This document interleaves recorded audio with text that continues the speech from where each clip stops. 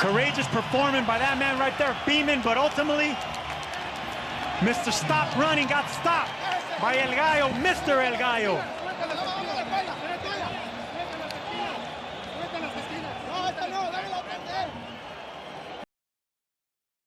What was Willie Beamon, or what was Beamon thinking? I keep calling him fucking Willie Beamon from fucking that football movie with Jamie Foxx. What was he thinking? Like, he had all that energy the first half of the fight. You know, when he was getting tagged, he was trying to trade with Francisco and Estrada. Like, mentally, like, I don't know. Like, I was watching him and I'm like, bro, what is you doing out there?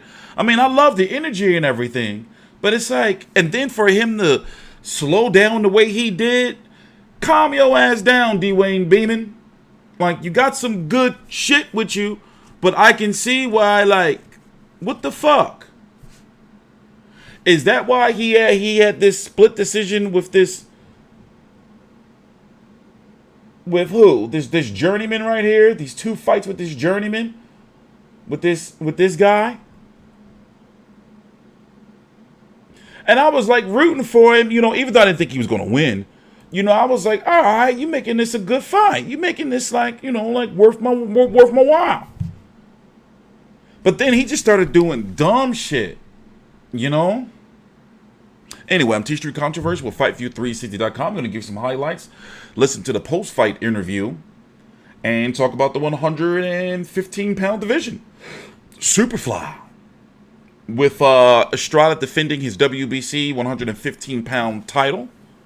He's likely going to fight Yafai next. That's pretty much already been confirmed for a unification of the WBC and WBA titles at 118 pounds.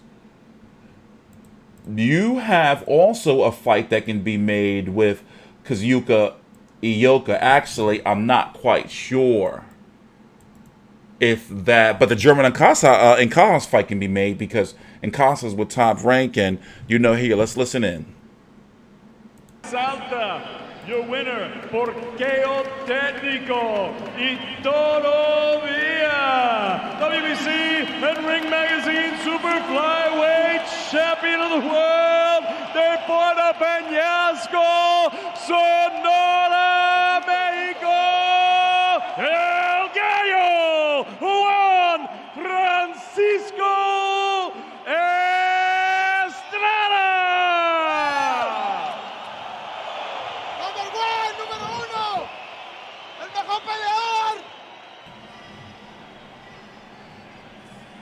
It couldn't have gone much better for Juan Francisco Estrada as we jump into our highlights.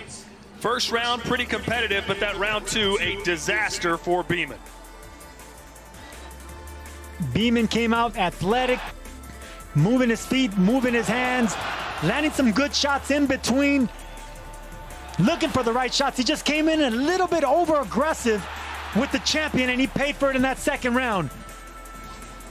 Went down with a little bit over aggressive. Beamon showing a lot of courage, getting up from those knockdowns, continuing to put the pressure. But ultimately fought the champion's fight instead of boxing and using his agility, athleticism, and his natural abilities and stepping back in counters, fought the Mexican's fight and ultimately paid for it. And he came out unscathed. No cuts, no bruises. Clean as a whistle for the champ. And considering he's already had 42 fights by the age of 29, you know he'll want to be back in the ring as soon as possible. He's in his fighting prime, no doubt about it. You know, Beamon, like he just don't have no discipline. Like, as you can see, like, he's got the speed, he's got the energy, he's got nice punch riding, he can be accurate when he wants to, but it's just undisciplined. Like, when he started trading with, like, you know, he's, like, it's some good shit there. But, I don't know, man. He really, like, clusterfucked this one. So, wow, they showing extended highlights. Damn, are we going to get a post-fight interview? Jesus. By the way, apologies for the lag. This is the stoppage, I think. Is that the stoppage?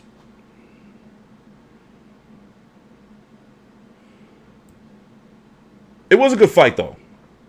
But you knew it inevitably that he was going to get knocked out. So, once again, while they're showing these long-ass highlights, they might as well motherfucking show the fight over again. Are they going to give him an... What's going on, matter of fact? Like, are we going to get an interview from Estrada? Here is the 115-pound rankings, by the way. And Cajas has been, you know, low over his last several fights. Few fights. But all three of these guys can fight. He's been fighting... Oh, well, he's over on UFC Fight Pass. Beat Aston Palicte for this belt. I covered that. So I'm guessing we are not going to get a post-fight interview. Here's the card, by the way. John O'Carroll got a win. Darlise Perez didn't want to get up after a first-round knockdown. Liam Smith stopped Lozano. Philip Hergowitz got a stoppage as well in Francisco Estrada. Really impressive victory as well. Hergovic also, I mean, there was knockouts, but ultimately Estrada, I think the way he started off slow and knocked out a very stubborn, athletic fighter in Beamon. So ultimately, Juan Francisco Estrada proves why he's pound for pound one of the best champions, staying active, staying consistent. El Gallo. The night goes to El Gallo. And he's exciting as well. A lot of power. You don't see that too often in the super flyweight division, but look out for Juan Francisco Estrada. Upcoming fights here on... I wonder if they didn't have like somebody called out or something, because they did no post-fight interviews the whole night. Who was supposed to do the post-fight interviews? Could Claudia, the beautiful and seductive Claudia Trejos, couldn't make it? Weird. Anyway, I'm TstreeT Controversial with FightView360.com. Please subscribe.